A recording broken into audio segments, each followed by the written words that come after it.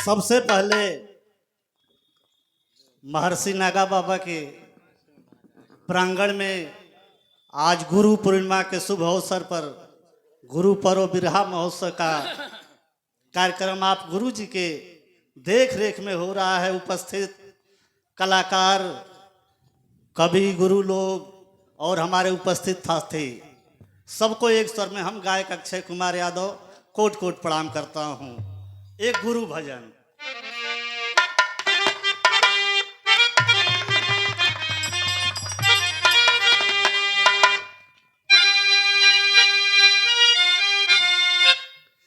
अरे आधार होले गुरु जी, अरे आधार होले गुरु जी की,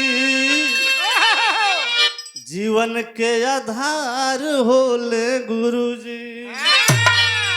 आ गुरु करे भव से नैया पार हो, गुरु करे भव से नैया पार हो, जीवन के आधार होले गुरु जी।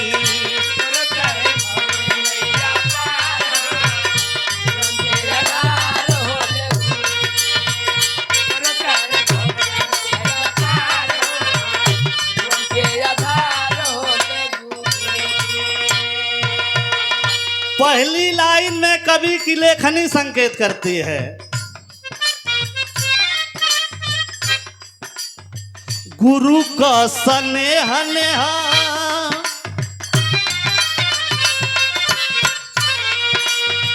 गुरु का स्नेह नेहा पावन पुनीत हो,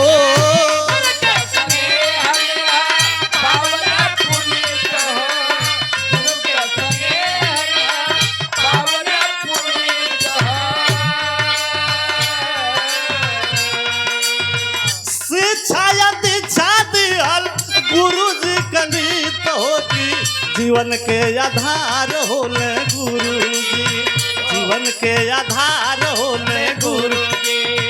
गुरु भी न मानो तन बेकार हो, गुरु भी न मानो तन बेकार हो, जीवन के आधार होले गुरु जी।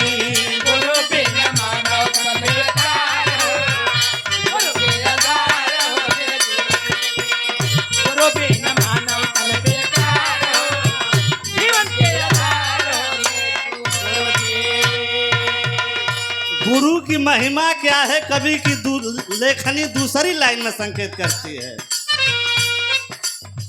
परत प्यारा हरदम सत्य की ओरी,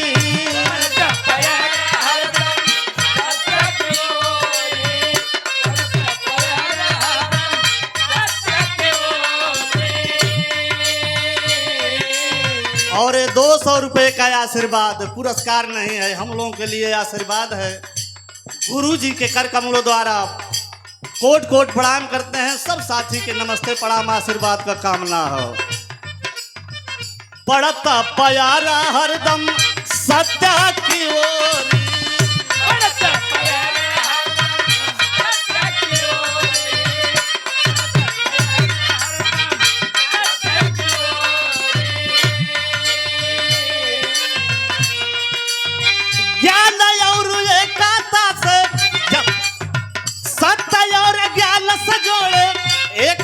की डोरी की, जीवन के आधार होले गुरु जी, जीवन के आधार होले गुरु जी। ज्ञान से मिटावे ले अन्हार हो, ज्ञान से मिटावे ले अन्हार हो, जीवन के आधार होले गुरु। ज्ञान से मिटावे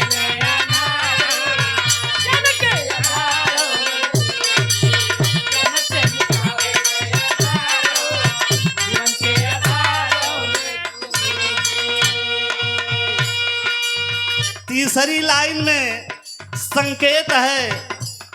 गुरु गुरु होते हैं, गुरु के मुख से जो वाणी निकलती है शीतल अमृत वाणी निकलती है, इसलिए कहना है।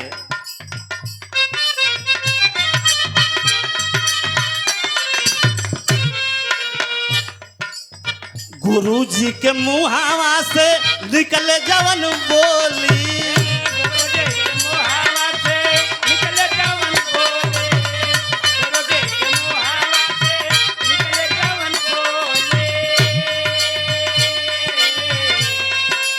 शीतल बचाना में रीता रसगोली की जीवन के आधार होले गुरु जी, जीवन के आधार होले गुरु जी।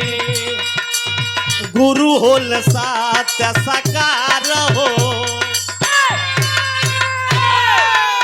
गुरु होल सत्य साकार हो, जीवन के आधार होले गुरु जी।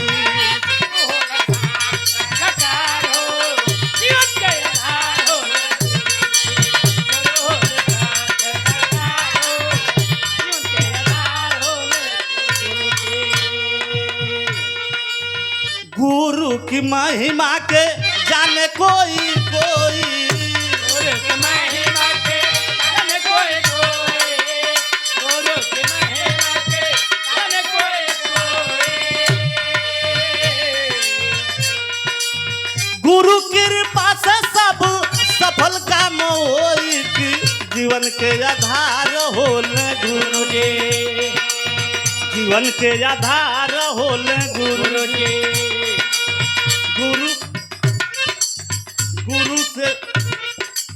गुरु से टिकल बा संसार हो, जीवन के आधार होले गुरु जी।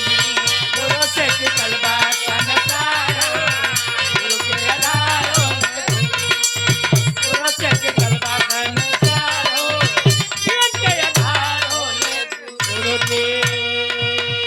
आखिरी लाइन में गुरु घराने का परिचय।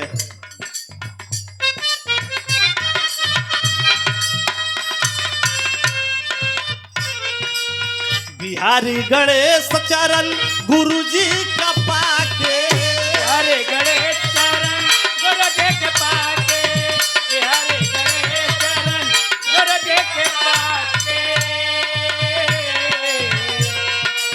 रामलाल पावन भइले स्वर्गवा में जाके की जीवन के आधार होले गुरु जी, जीवन के आधार होले गुरु जी। कि अक्षय बाणे गुरु कि अक्षय करे गुरु के नमस्कार हो, जीवन के आधार बाण